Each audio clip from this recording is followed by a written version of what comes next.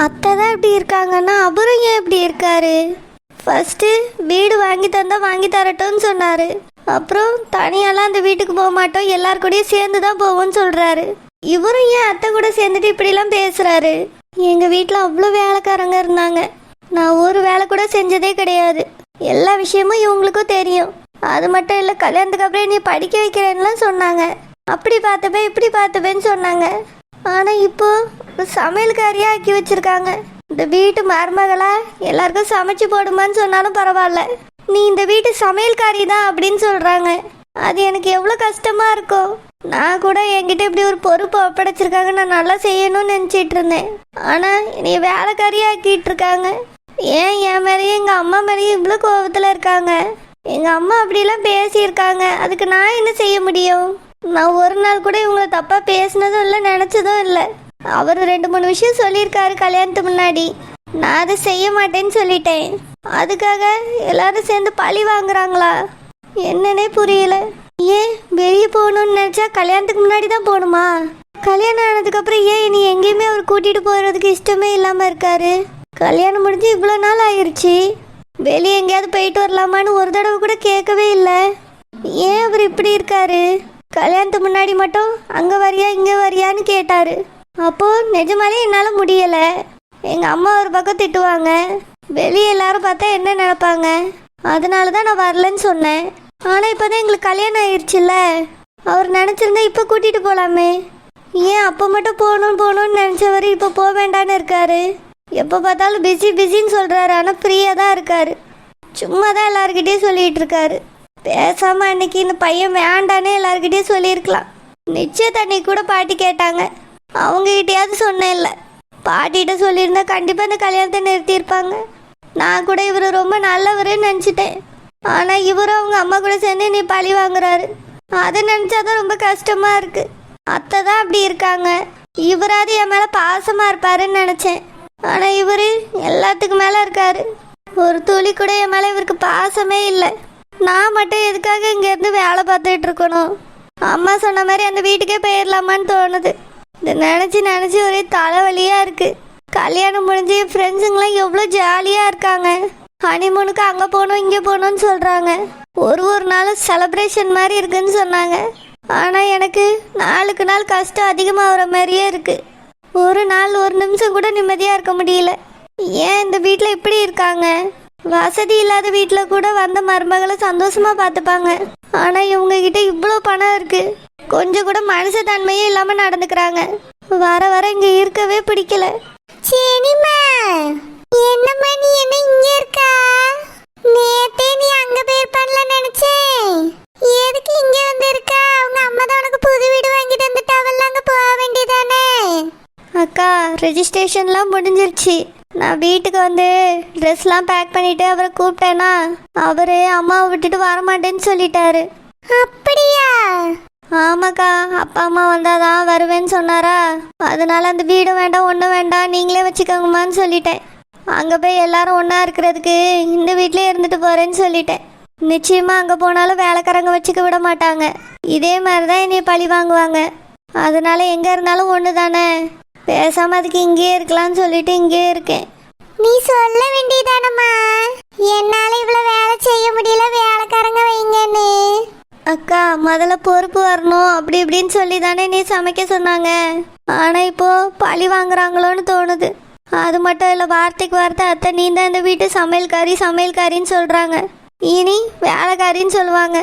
முதல்ல இந்த வீட்டு மருமக பொறுப்பாக இருக்கணுமா அப்படி இப்படின்னு பேசுனாங்க. இப்போ அப்படி பேச மாட்றாங்க. எங்கள் அம்மாவை பழி வாங்குறதுக்காகவே நீ கல்யாணம் பண்ணி கூட்டிகிட்டு வந்த மாதிரி இருக்குது.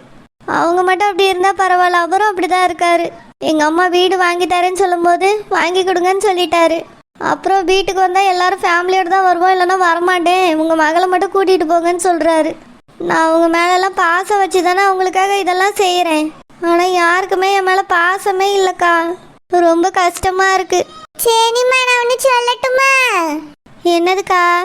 நீ பேசாம உங்க அம்மா வீட்டுக்கு போயிரு, அப்பதான் நீ நிம்மதியா இருக்க முடியும். ஏக்கா, எங்க அம்மா சொன்னாங்க புது வீடு வாங்கி தந்திருக்காங்கல்ல, அந்த வீட்டுக்கு வேணா போ, வேலைக்காரங்களெல்லாம் வைக்கிறேன், நீ அந்த வீட்டில் இரு, மாப்பிள்ளை கொஞ்சம் நாள்ல வருவாருன்னு சொன்னாங்க. புது வீட்டுக்கு போறதுக்கு நீ உங்க அம்மா வீட்டுக்கே போலாம்ல. அங்க வர வேண்டாம்னு சொல்லிட்டாங்க. ஊர் உலகம் தப்பா பேசுமா. இது என்ன அநியாயமா இருக்கு? பெத்த பிள்ளை வேற எங்க போவோம்? அம்மா வீட்டுக்கு தானே போவோம். தனியா போய் ஒரு வீட்டுல எப்படி இருக்க முடியும்? அதான்க்கா சொன்னா கேட்க மாட்றாங்க. அங்கெல்லாம் வரக்கூடாதான். உனக்கு தான் வீடு வாங்கி தந்துட்டேன்ல, அங்கே போய் இரு, நான் வேலைக்காரங்களெல்லாம் அனுப்பிச்சி வைக்கிறேன்னு சொல்கிறாங்க. அங்கே போய் இருக்கிறதுக்கு இங்கேயே இருக்கலான்னு தோணுது. எங்கள் பாட்டி எவ்வளவோ சொன்னாங்க இந்த கல்யாணம் வேண்டாம் வேண்டான்னு. எங்கள் அம்மா தான் கேட்கல.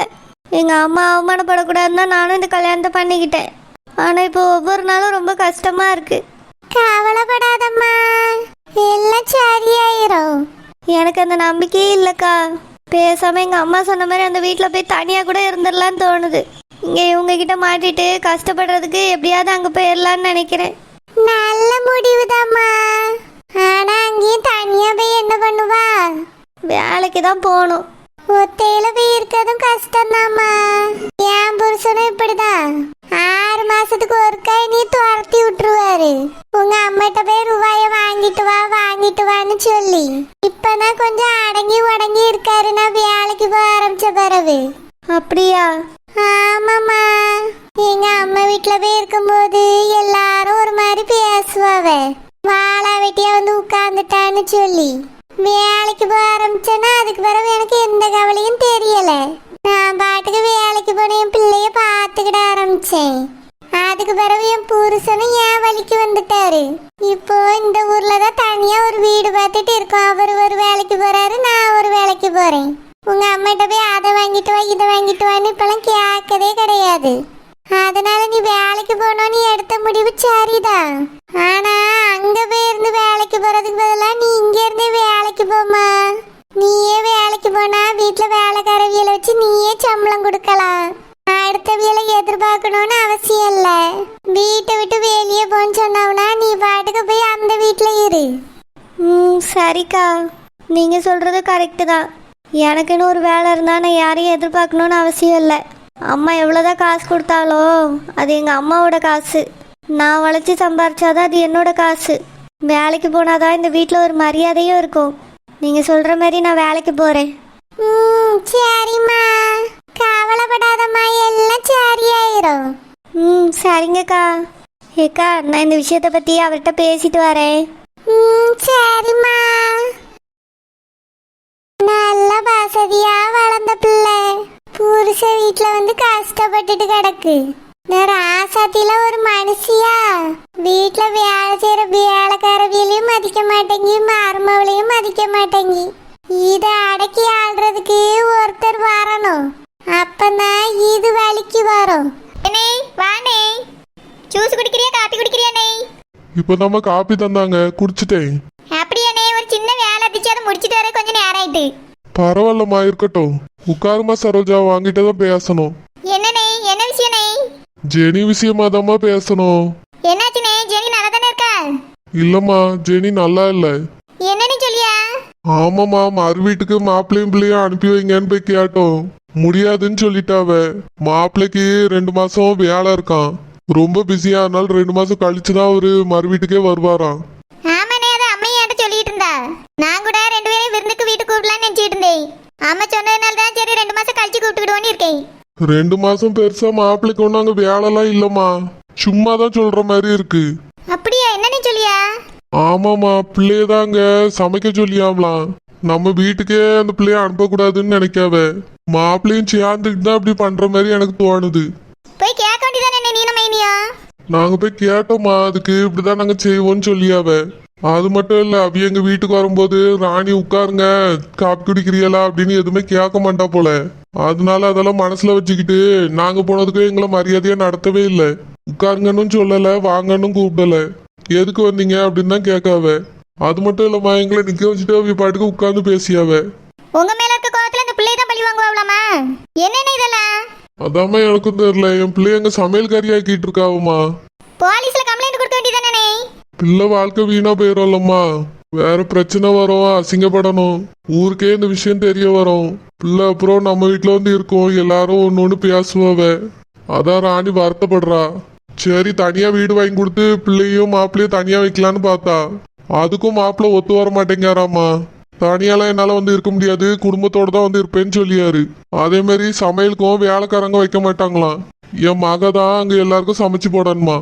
ஜெனிக்கு ஒண்ணுமே தெரியாதுமா, உனக்கே தெரியும்ல, ரொம்ப செல்லமா வளர்த்துட்டோம். அங்க திடீர்னு இவ்வளவு வேலை செய்ய சொன்னா அவ எப்படிமா செஞ்சுக்கிடுவா? ஆனாலும் கஷ்டப்பட்டு செய்யதான் செய்யறா. எங்களையே இப்படி நடத்துறவிய அந்த பிள்ளைய மட்டும் மதிப்பாப்ல சொல்லு? அந்த பிள்ளையும் மதிக்க மாட்டேங்கவம்மா. பாவம், முகம் வாடி போய் இருக்கா. எனக்கு என்ன பண்றதுன்னே தெரியல, ராணிக்கு என்ன செய்யறதுன்னே தெரியல. ஏனே இதுக்காகலாம் பார்த்துட்டு எதுவுமே கேட்காம இருந்தா எப்படினே? அந்த பிள்ளை எப்படி அங்க நிம்மதியா வாழும்? ஏதாவது பண்ணணும்னே. கீழிய வளர்த்து பூட கையில புடிச்சு கொடுப்பாவல, அந்த கதையா தான் இருக்கு இவிய கதை.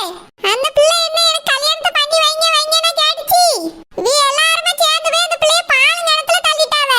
பாவம், அந்த பிள்ளை இப்ப தவிச்சிட்டு கிடக்கு. நானும் ஒரு நாள் போய் சத்தம் போட்டுட்டு தான் வந்திருக்கேன். ஆனா அந்த ராசாத்தி திருந்துற மாதிரி தெரியல. என்ன பேச்சு பேசியாவா? ஏன் மர்மவ சமையல் வேலை பாப்பா உங்களுக்கு என்னன்னு கேட்டா, நீங்களாம் அந்த காலத்துல உங்க மர்மவள வேலை செய்ய சொன்னது இல்லையான்னு கேட்டா, எதை கொண்டு போய் ஏது கூட முடிச்சு படியா பாராவ. அந்த காலத்துல நடந்த மாதிரி இந்த காலத்துல எல்லாம் நடக்குது. என் மவன் என்ன அந்த பிள்ளை சமையல் காரியாவா வாத்தா? என் பேத்தி பெரிய பதவியில இருக்க வேண்டியவ, அவளை கொண்டு போய் ராசாத்தி சமையல் கட்டுல போட்டிருக்கா. வேதனையா இருக்கு சரோஜா. நான் போயிருக்கேன், நீ மதிச்சு ஒரு வார்த்தை பேசல. உட்காருன்னு சொல்லியா இல்ல, ஏசி ஏசின்னு பிடிச்சி ஏசியா. அந்த ராசாத்தி பொம்பளை எப்பவுமே அப்படிதான், நம்மளுக்கே தெரியுமேம்மா. நீ தெரிஞ்சுட்டு எதுக்கு அங்க போனா? என் பேத்திக்காக தான் போனேன், வேதனை தாங்க முடியல. ஆமாமா சரோஜா, எங்களுக்கு என்ன செய்யறதுன்னே தெரியல. ராணிய என்ன செய்யறதுன்னு தெரியாம தான் இடிஞ்சு போய் உட்கார்ந்துருக்கா. நீ தாம்மா இந்த விஷயத்துல ஏதாவது உதவி செய்யணும். நான் என்னன்னு பண்றது? நீங்க ரெண்டு பேரும் போய் கேட்டாலே அந்த அம்மா பதில் சொல்ல மாட்டேங்குது ஒழுங்காங்க. அம்மா போய் கேட்டாக்கு ஆசி இருக்கு, நான் போய் கேட்ட மட்டும் என்ன சொல்ல போகுது? ஏற்கனவே அந்த பொம்பளை திமிர் பிடிச்சது, என்னால என்னன்னு செய்ய முடியும்? எனக்கு என்னமோ இந்த விஷயத்த வாங்கிட்ட சொன்னா நல்லதுன்னு தோணுச்சுமா. நீ ஏதாவது செய்வான்னு நினைச்சேன். சரி, நீ என்கிட்ட சொல்லிட்டால, நான் பாத்துக்கிட்டேன். நீ கவலைப்படாத, நீ நம்ம என்ன எதிரி விசாரிக்கேன். சரிம்மா தங்கச்சி. ஏங்க என்ன ஏங்க ஒரு நிமிஷம் இங்க பாருங்களா. என்ன விஷயம் சொல்லு. ஏதாவது சாப்பிட்றதுக்கு எடுத்துட்டு வந்தியா? அங்கே வச்சுட்டு போ, நான் பிஸியா இருக்கேன்ல. எப்போ பார்த்தாலும் பிஸியா இருக்காரு. அப்படி என்னதான் பிஸியோ தெரியல. என்ன முணுமுணுங்கா? உங்ககிட்ட பேசணும். இப்பவே பேசணுமா? ஆமா, இப்பவே பேசணும். என்ன விஷயம் சொல்லு. நம்மளுக்கு கல்யாணம் ஆகுறதுக்கு முன்னாடி நீங்க ஃபோன் போட்டு என்னெல்லாம் சொல்லுவீங்க? ஞாபகம் இல்லை. நாமளே கொஞ்ச நாள் தான் ஃபோன்ல பேசியிருக்கோம். உங்களுக்கு அது கூடவா ஞாபகம் இல்லை? ஞாபகம் இல்லைன்னு சொல்றேன்ல. என்ன விஷயம் சொல்லு. நீங்க கல்யாணத்துக்கு முன்னாடி அங்க வா இங்க வான்னு கூப்பிடுவீங்கல்ல, வெளியே போகணும் ஆசைப்படுறேன் அப்படின்லாம் சொல்லுவீங்கல்ல. ஆனா நம்மளுக்கு கல்யாணம் ஆகி இவ்வளோ நாள் ஆச்சு, வெளியே எங்கேயாவது போகலாமா வரலாமான்னு ஒண்ணுமே கேட்கவே இல்லை. ஏன் அப்படி இருக்கீங்க? கல்யாணத்துக்கு முன்னாடி மட்டும் அங்கே போகலாம் இங்கே போகலாம் ஃப்ரெண்ட்ஸை பார்க்கணும் அது இதுன்னு சொன்னீங்க. கல்யாணம் முடிஞ்சிருச்சு, எங்கேயுமே வெளியே கூட்டிகிட்டு போகல. அட்லீஸ்ட் ஒரு கோயிலுக்கு கூட கூட்டிகிட்டு போகல. எல்லாரும் கல்யாணம் முடிஞ்சவங்களாம் ஹனிமூன்லாம் போகிறாங்க, நீங்கள் அதுக்கும் கூட்டிகிட்டு போகல. ஏன் இப்படி இருக்கீங்க? எனக்கு 2 months ரொம்ப முக்கியமான ஒரு ஒர்க் இருக்கு.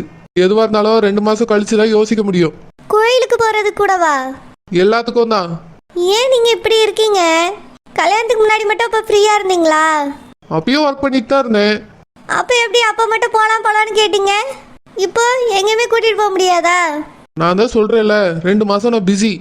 அதுக்கு இடையில எங்கேயும் கூட்டிகிட்டு போக முடியாது. அதுக்கப்புறம் எங்கேயாவது போயிட்டு வரலாம். சும்மா எல்லாத்துக்கும் இந்த 2 மாதம் கதை விடுங்க. உங்கள் மனசில் வேற என்னமோ இருக்கு. என்ன இருக்கு? கல்யாணத்துக்கு முன்னாடி நான் வர முடியாதுன்னு சொன்னதுனால தானே இப்போ இப்படி சொல்கிறீங்க. ஆமாம், அப்படியே வச்சுக்கோ. அப்போ உண்மை அதுதான்.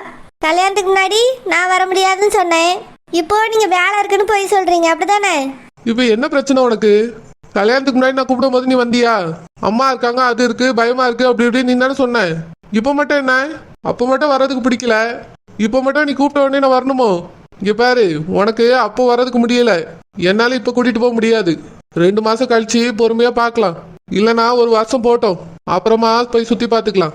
ஒழுங்கா வீட்டு வேலை செஞ்சு பழகு. அம்மா ஒழுங்கா சமைக்க தெரியலன்னு சொல்லி என்ன சத்தம் போட்டுட்டு இருக்காங்க. எனக்கு இந்த வீட்டுக்குள்ளே இருந்து இருந்து டென்ஷன் ஆகுது. ஓஹோ, கொஞ்ச நாள்ல டென்ஷன் ஆக ஆரம்பிச்சிட்டா? ஆனால் உங்கள் அம்மா வீட்டில் இருக்கும்போது மட்டும் எந்த டென்ஷனுமே இல்லாமல் ஜாலியாக இருந்தா அது எப்படி? அங்கே நிம்மதி இருந்துச்சு, இங்கே அது இல்லை. அப்படியா? அப்போ சரி, உங்கள் அம்மா வீட்டுக்கே போறியா? அதானே, உங்களுக்கு நான் இங்கே இருக்கதே பிடிக்கல. சும்மா டைம் பாஸுக்கு தானே கல்யாணம் பண்ணி கூட்டிகிட்டு வந்திருக்கீங்க. இங்கே பாரு, தேவையில்லாதெல்லாம் பேசிகிட்டு இருக்காது. இப்போ என்ன வேணும் உனக்கு? வெளியெல்லாம் எங்கேயும் கூட்டிகிட்டு போக முடியாது. வேற என்ன? நான் வேலைக்கு போகிறேன். வேலைக்கு போறியா? எதுக்கு? வீட்டு வேலை செய்கிறதுக்கு பிடிக்கல. இப்படியே நீ ஏன் வேலைக்காரி ஆக்கிடுவீங்களான்னு தோணுது. அதனால நான் வெளியே போய் வேலை பார்க்க போறேன். வீட்டு வேலை யார் பாப்பா? அதுக்கு ஆள் வைங்க. முடியாது, நீ தான் இந்த வீட்டில் சமைக்கணும். வேலைக்கெல்லாம் போகக்கூடாது. அப்போ மேலே படிக்கிறதுக்கு? எதுக்கும் போகக்கூடாது. ஒழுங்கா சமையல் வேலையை பார்த்துட்டு வீட்டில் இரு. வேலைக்கு அங்கே எங்கே ஏதாவது போகணும்னு நினச்ச அவ்வளோதான். ஏன் இப்படி பேசுறீங்க? எங்கள் அம்மா என்ன சொல்கிறாங்களோ அதை கேளு. தேவையில்லாம நீ ஒன்று யோசிக்காது, சரியா? வேலைக்கெல்லாம் போகக்கூடாது. போய் கிச்சனில் ஏதாவது வேலை இருந்தால் பாரு. என்னை டிஸ்டர்ப் பண்ணாத, எனக்கு வேலை இருக்கு. ஏங்க? ஒரு தடவை சொன்னால் புரியாதா உனக்கு? வேலைக்கே போகக்கூடாது, வெளியே போய் இப்போதைக்கு போக முடியாது. உன் வேலை கிச்சனில் தான் இருக்கு, அங்கே போய் பாரு. போ இங்கேருந்து. சும்மா வந்து டிஸ்டர்ப் பண்ணிக்கிட்டு. இவர் ஏன் தான் இப்படி இருக்காரோ தெரியல. அத்தை தான் மோசம்னு நினச்சேன். இவர் எல்லாத்துக்கும் மேலே இருக்காரு.